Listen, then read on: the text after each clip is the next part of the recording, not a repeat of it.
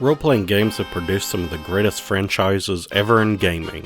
The Final Fantasy series has endured since 1987 to become one of the best-selling series of all time, pushing more than 142 million games worldwide and enchanting players with its tales of destined heroes, corrupt empires, and powerful magic. The Pokemon games have captured the hearts of gamers young and old, inviting players to embark on an adventure to discover, collect, and battle hundreds of fantastical creatures. The Legend of Zelda has lured players into its high fantasy world for generations, mixing unforgettable stories with exploration of mystical worlds, complex puzzles, and intense battles. Yet not all RPG franchises can have the success of Final Fantasy and the like. Due to the ever-changing video game landscape, masterful franchises often disappear, fading into obscurity. One such franchise is the Suikoden series of games by Konami. The series spans across 5 main titles, starting with 1995's PlayStation 1 debut and ending in 2006 on the PlayStation 2. Then, there's 2 text adventure spin-offs, a tactical card game on the Game Boy Advance, a non-canonical What If game on the PSP, 2 worldwide spin-offs in Tactics and Tierkris, and a remake of the first 2 games that only saw life in the land of the rising sun. To date, the franchise remains one of the most endearing and unique RPG experiences out there, blending a complex narrative, distinctive turn-based combat, as well as kingdom-building mechanics. We'll be examining the first Suikoden game, delving into its impact on the RPG genre, and answering whether or not it's worth revisiting nearly 25 years later.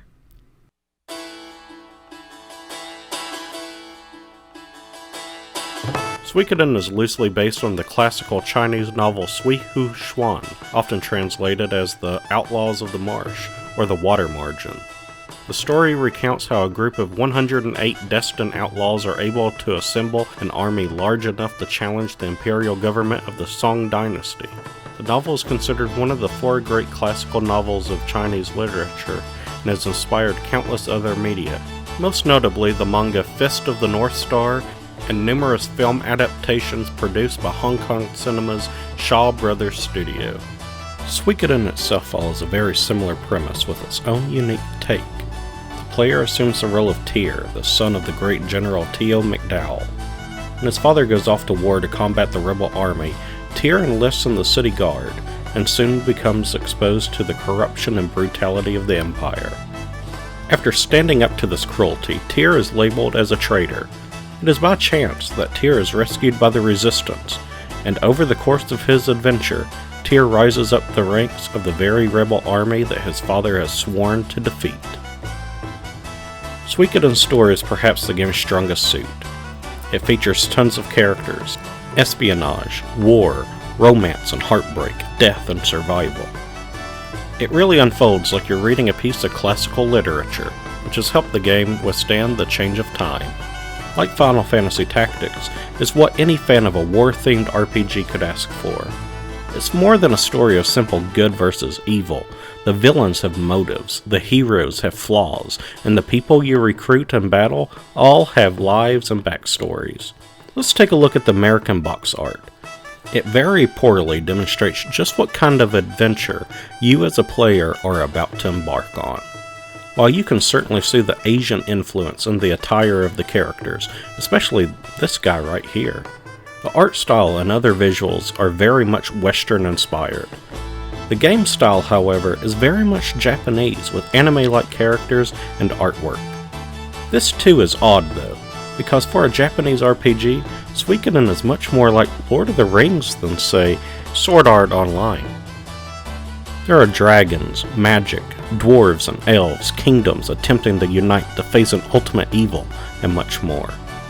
That's not a bad thing, it even helps separate it from other games of the genre, but it's further indication that Suikoden is unlike any JRPG out there. Combat is rather basic, to be honest. You are essentially only able to attack, employ a skill, use an item, or flee, or bribe the enemy. Fleeing works with some great reliability, and I only had to use bribe, which guarantees escape for a set amount of coin, towards the end of the game when I didn't want to get slowed down by needless battles. The skill system is nice, if also a little too generic. Magic and skills are tied to runes that you may equip to any one of your characters. These runes unlock abilities or provide stat boosts to the equipped party member. Each skill has a set number of uses in battle, thus there are no magic points to manage. If your spell has 3 uses, for example, you can use that skill 3 times before you need to rest and can use it again. Anyone who has played Dungeons & Dragons will recognize the system, but for others, it may take a moment to get used to. Combat is rather painless for a game that relies on random encounters. A big part of this comes from the inclusion of a large 6-person party as opposed to the standard 3 or 4. This means that a lot more action unfolds, with different characters using a multitude of weapons and abilities to get the job done. What's more is that battles unfold rather quickly in most instances. Characters attack based on their speed, and if characters with a similar speed are directed to attack, they often will attack at the same time. This leads to some exciting combos to unfold, as there's no waiting for one's turn once everyone has been given an order. Some characters even have dual attacks, which are powerful skills that can only be used when certain characters are in the party at the same time. It uses up both of the characters' turns, but their power is often worth it. This stress-free experience was by design. The game's designers wanted an RPG that didn't rely on hard difficulty to get by, or complex puzzles, or to feel tedious in any way. They wished for the story and experience to carry the player through to the end, and largely they succeeded.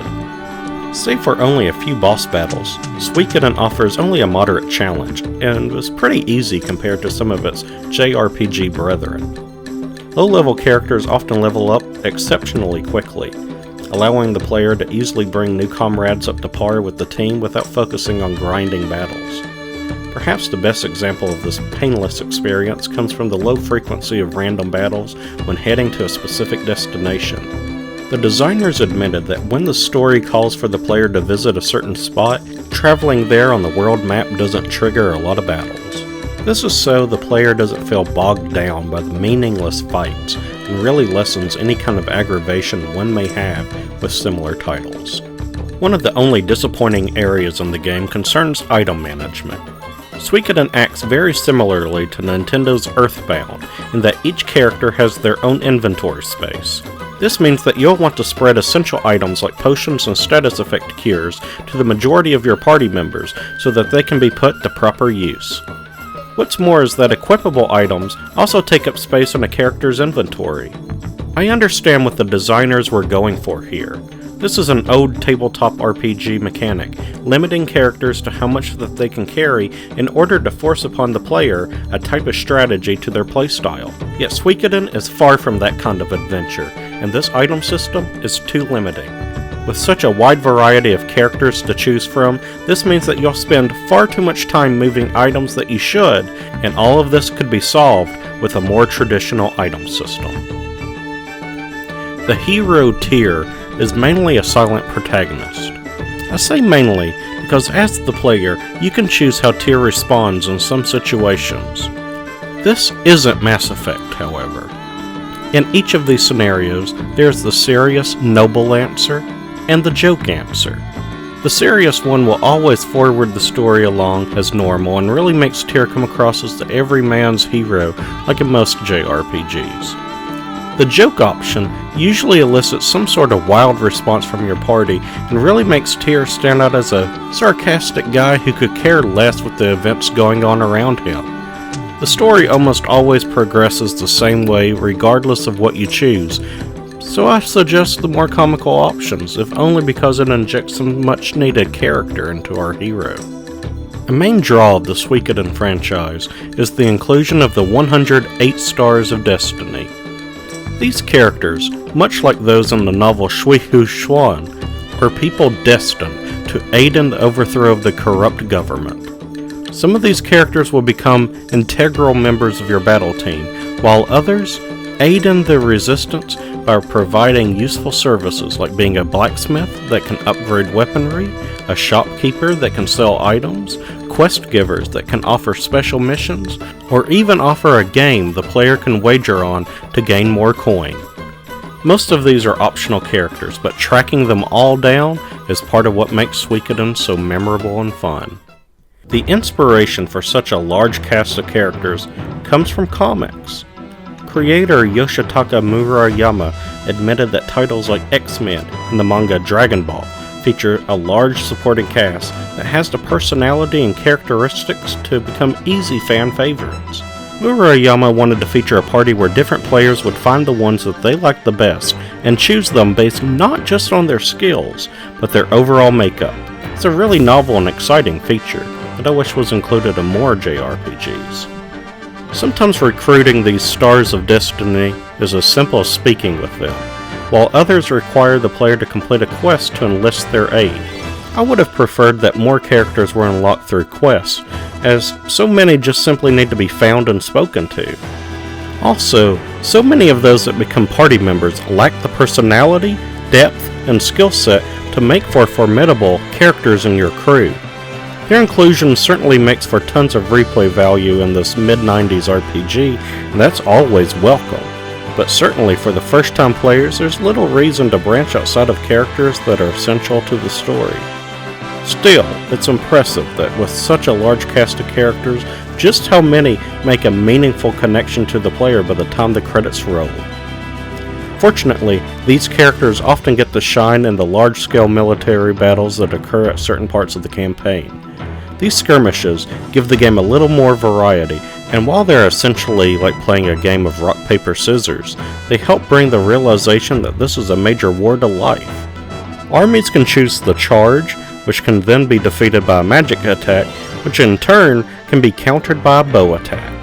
The characters you've recruited throughout the game lead units that you can employ in battle and specialize in one of these three attack methods, and their strength is determined by that character's level. Thus, an extremely powerful magic attack can still wipe out a moderate ranged unit. There are also some units that can use special abilities. Your thieves, for example, can steal money from the opposing army, while spies can tell you what the enemy's next move will be. These battles require a little strategy, but they are still a treat to play. It's too bad that there isn't too many of these battles, as I think they really add to the game's overall narrative. Similar to these skirmishes are duels. These pit a single character against an enemy, and again, play out like rock, paper, scissors. In duels, the player may choose to use an attack, to defend, or use a desperate attack. Defending lessens the force of an enemy attack and counters a desperate attack, while a desperate attack overpowers a normal attack and critically wounds the opponent. These are less fun simply because of the predictable nature of the battles, as the enemy often announces the move that they will use next, though sometimes a bit of luck is involved. Still, they make for powerful moments in the game's story, and I appreciate their inclusion. Suikoden was released as an early PlayStation title in Japan in 1995, and graphically it shows. There is little separating Suikoden from its Super Nintendo brethren like Chrono Trigger and Final Fantasy VI, save for maybe a little bit of polygons used during some magic attacks.